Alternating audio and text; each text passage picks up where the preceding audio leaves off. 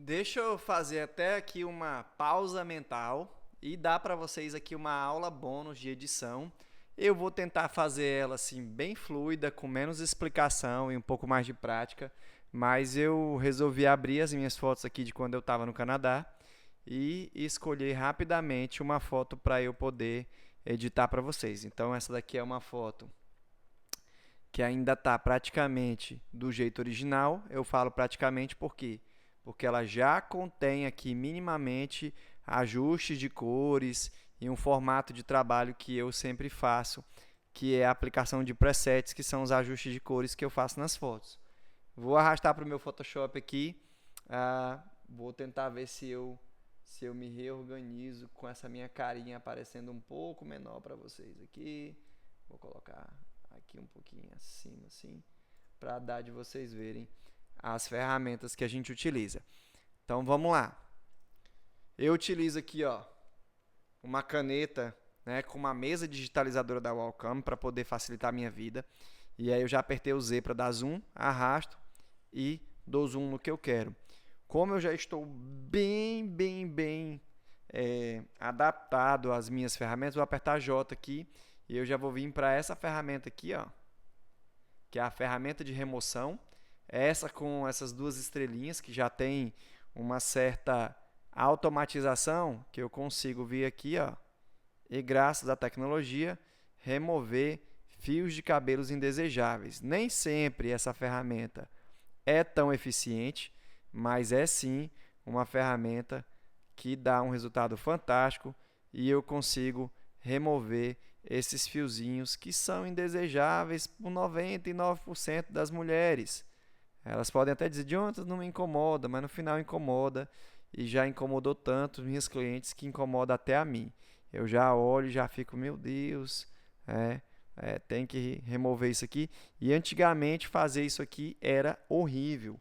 Agora que a gente tem nessa ferramenta aqui uma certa inteligência para poder perceber as laterais, perceber as outras coisas e poder duplicar isso, fica bom demais. Isso aqui está maravilhoso, ó. Não tentem fazer tudo de uma vez, porque você vai fazer com que a ferramenta não consiga ter um raciocínio em cima do que ela está fazendo. Então, assim, mais parcial, eu creio que é melhor. Nem sempre fica agradável, eu volto e deixo assim meio bagunçadinho. Também nem tudo são flores. E a gente vai tendo aqui uma mudança significativa de como que essa imagem estava. Às vezes até acidentalmente aqui eu pego uma coisa que eu não gostaria, dou um Ctrl Z e tento de novo. E aí olha só como ficou, já ficou bem melhor. Não é o melhor lugar para aplicar aqui em cima, né? Mas ficou bem melhor mesmo essa parte superior aqui. Se você quiser mais detalhadinho, ó, dá um zoom. Eu fiz bem preguiçoso, mas dá para você fazer assim bem. Quando a pessoa é bem zelosa, quer fazer tudo direitinho, faz com um zoom bonitinho e faz sempre seguindo esse fluxo da imagem, que vai ficar um pouco mais perfeito. Aqui eu fiz bem rápido, talvez não ficou tão perfeito, mas é uma ferramenta muito boa, ó, que dá para usar em fio de cabelo, dá para usar ela em sinais, mas nem sempre ela deixa a textura da pele agradável, mas dá também. Ó, você consegue fazer aqui vários ajustezinhos para melhorar. Ó, eu consigo já vir aqui, ó, e fazer algumas remoções de coisinhas, imperfeições que podem não ser aquilo que eu gostaria. Às vezes você força muito, tá? É bom deixar um pouquinho mais natural e usar outra técnica depois. Mas tá aqui, ó. Já consegui dar uma outra cara para essa fotografia. Lembrando que o zoom aqui está em 200%, então é natural ver pixels não tão agradáveis. Esses fiozinhos aqui, ó, por exemplo, não tá tão agradável assim, então eu posso vir aqui e remover.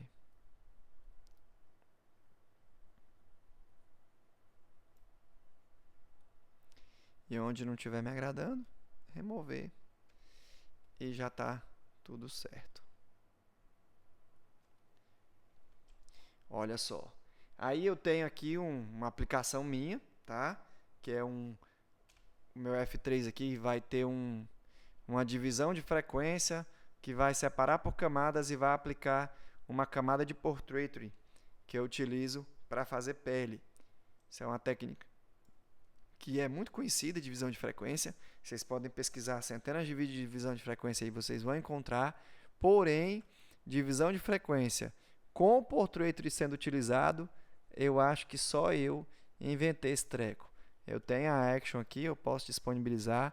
Depois eu venho em cima da camada preta aqui, ó, e vou passando o pincel. E aí vocês vão notando aqui automaticamente essa mudança na textura da pele. Então vamos lá, ó.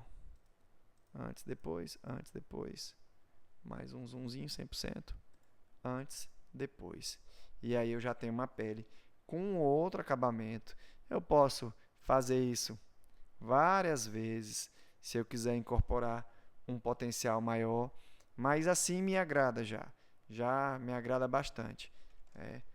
Outra forma tem outras formas de fazer, né? Eu posso só duplicar essa camada aqui também. Jonathan, eu não sei muito mexer com isso. Faz só um portraiture em cima da segunda camada, que eu gosto de ter um nível de controle. E só no portraiture tu já coloca aqui em médio ou strong e já dá um ok, o portraiture já faz o trabalho dele. Mas ele faz muito artificial, não sei se vocês conseguiram perceber. E isso me incomoda. Ó. Então eu faço uma segunda camada para que eu possa, clicado no Alt aqui, clicado aqui, eu oculte essa camada e eu revele de novo com um pincel de certa suavidade, que é o meu caso aqui, com uma densidadezinha bem levinho, né? Já que eu estou usando uma mesinha digitalizadora da Wacom, eu consiga pressionar e ter uma certa graduação só naquilo que me importa. Ó, só onde eu gostaria. Sem muita pressão, eu aplico o meu efeito. E aí eu junto tudo com Ctrl Shift E. Juntei. Vamos ter um olho mais clarinho aqui nela. Ó. Eu tenho aqui a Build Retouching, né? A versão Retouching, não lembro a pronúncia. Na versão 3.2, eu tenho esse cliquezinho aqui do Magic Eyes, os olhos mágicos, que já me joga também uma action de limpar e clarear os olhos. Então essa aqui é uma que limpa a parte branca dos olhos. Geralmente sozinha ela consegue também dar essa limpeza aqui, ó. Deixa bem mais homogêneo e mais claro, tirando a nitidez dessa área dos olhos aqui. E aí para quem está com o olho vermelho, para quem tem muito, né, aparece muitas vezes nos olhos e tudo, ele é uma ferramenta fantástica, porque aí eu já vou ter outro, ó, o branquinho do olho, ó, lindamente. Aí nessa outra camada aqui eu vou clarear as partes claras, então eu consigo vir aqui onde tem esse brilho e fazer uma aplicaçãozinha, ó, só em cima das áreas claras, aumentando esse contrastezinho aqui, dando esse destaque para os olhos.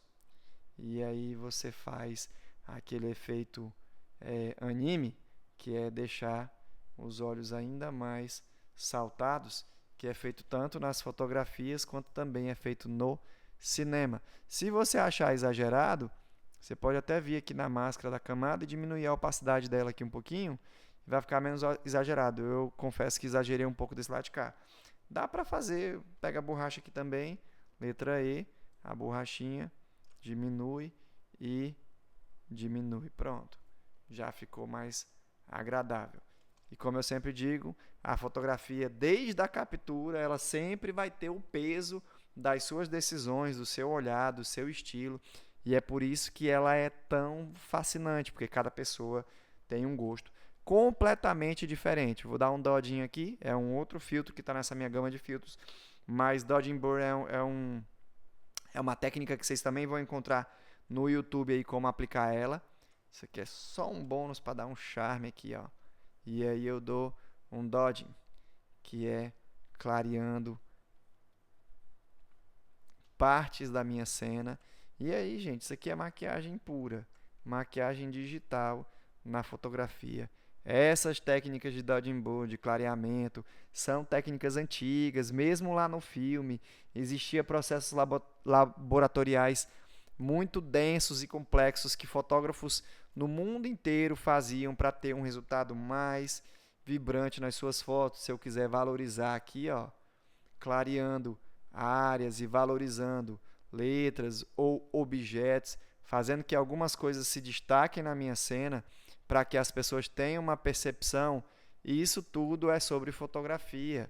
Então a fotografia ela tem esse potencial e usando as ferramentas a gente consegue dar essa valorização. Vou dar um Ctrl Shift A de novo, juntei tudo aqui.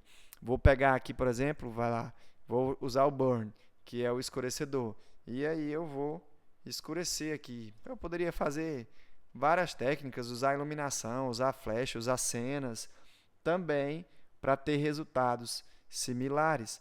E aí eu vou tendo resultados aqui utilizando um pincel para poder dar essa variação aqui, ó. Se eu quisesse usar no rosto dela aqui, ó, as maquiadoras vão me entender muito bem essas técnicas aqui, ó, para você afilar ainda mais, para você marcar ainda mais e deixar esse rosto ainda mais saltado. E aí, olha só, eu tenho uma imagem muito legal no capricho. Se eu quiser por último aqui dar um Sharpening Image, eu vou aplicar uma camadinha para deixar mais nítido.